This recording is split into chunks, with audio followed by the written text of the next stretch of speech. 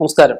Asia live ടിവിയുടെ ആചാരങ്ങളും അനുഷ്ഠാനങ്ങളും എന്ന പ്രോഗ്രാമിലേക്ക് എല്ലാ മാന്യ പ്രേക്ഷകർക്കും ഹാർദവമായ സ്വാഗതം.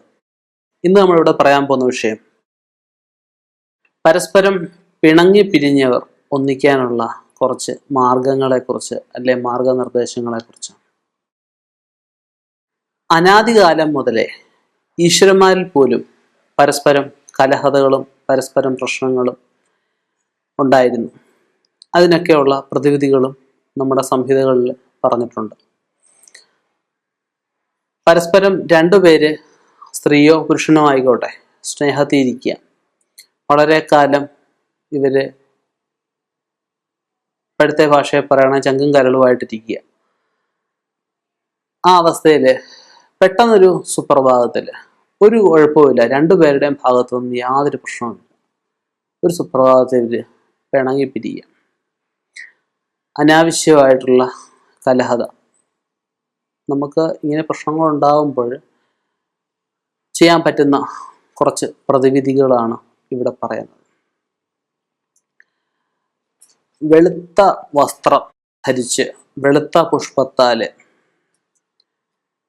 ദേവീക്ഷേത്രത്തിൽ പോയി 21 ദിവസം ദർശനം, 21 ദിവസവും അവിടെ രണ്ടുപേരുടെയും പേരിലും നാളിലും ചെയ്യാൻ പറ്റുന്ന വഴിപാടുകളുണ്ട്. അതിൽ പ്രധാനം സർവവശ്യമന്ത്രം. സർവവശ്യമന്ത്രം കൊണ്ട് രണ്ടുപേരുടെയും പേരിലും നാളിലും അർച്ചന കഴിപ്പിക്കുക. സമ്മോഹന ഗോപാലമന്ത്രം, അത് വിഷ്ണു ക്ഷേത്രത്തിൽ ചെയ്യാനുള്ളതാണ്.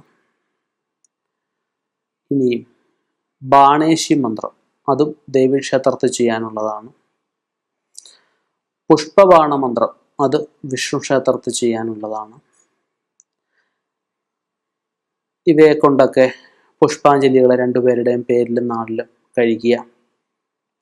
ഒരു സ്ത്രീ പ്രതിമ, ഒരു പുരുഷ പ്രതിമ ഈ പൂജക്കടകളിലും മറ്റുമൊക്കെ ഉണ്ടാവും, വെള്ളിയിൽ വാങ്ങണം.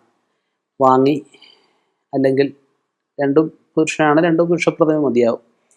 അത് 41 പ്രാവശ്യം ഒഴിഞ്ഞ് കടലിൽ ഒഴുക്കുക.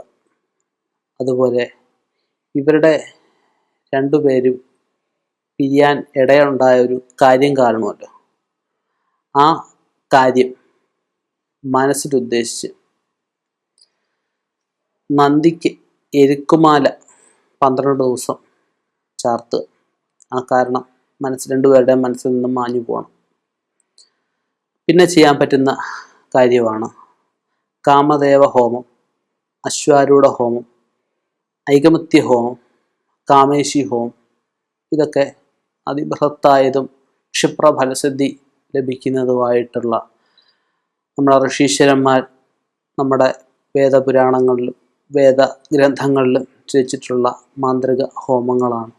ഇതൊക്കെ വിധിപ്രകാരം ചെയ്യുന്ന കർമ്മികളെ കൊണ്ട് ചെയ്യിപ്പിച്ചു കഴിഞ്ഞാൽ ദിവസങ്ങൾക്കുള്ളിൽ തന്നെ പിരിഞ്ഞവർ തമ്മിൽ ഒന്നിക്കുന്നതാണ്.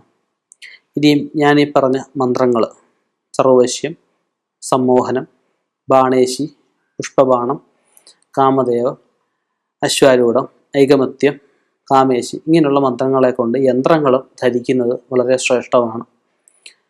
അതിനോടൊപ്പം തന്നെ നമുക്ക് ഏതെങ്കിലും നല്ലൊരു ജ്യോതിഷനെ കണ്ട് ഈ ഇത്രയേറെ ആത്മാർത്ഥ സുഹൃത്തുക്കളായിട്ട് നിന്നവർ പിരിയാനിടയുണ്ടായ ഒരു കാരണം കൂടെ, ചിലരുടെ കണ്ണാവാം, ചിലരുടെ പ്രാക്കാവാം, ചിലരുടെ വിളിച്ചു നേർച്ച, ഏതെങ്കിലും അമ്പലങ്ങളിലേക്ക് വിളിച്ചു നേർച്ച ഇട്ടേക്കുന്നതാവാം, ചിലരുടെ ചൈവനാദോഷമാവാം. അത് എന്ത് കാരണം, ആ കാരണം കൂടെ കണ്ടെത്തി പരിഹാരം കൂടെ ചെയ്തു കഴിഞ്ഞാൽ നന്നായിരിക്കും.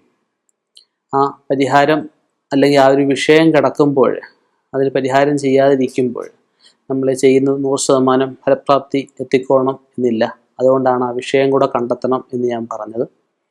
വിഷയം കണ്ടെത്തി ഞാൻ ഈ പറഞ്ഞ കാര്യങ്ങളൊക്കെ ചെയ്തു കഴിഞ്ഞാൽ വർഷങ്ങളായിട്ട് പിരിഞ്ഞ് പരസ്പരം കാണുക പോലും ചെയ്യണ്ട, അല്ലെ പരസ്പരം മരണത്തിന് പോലും സമ്മതിക്കേണ്ട ഉദ്ദേശിച്ചിരിക്കുന്ന ആൾക്കാർ പോലും ഒന്നിക്കുന്നതാണ്. ഇനിയും ഇതുപോലെയുള്ള അറിവുകളുമായി കാണാം. ശുഭപ്രതീക്ഷയിൽ നിർത്തുന്നു. നന്ദി, നമസ്കാരം.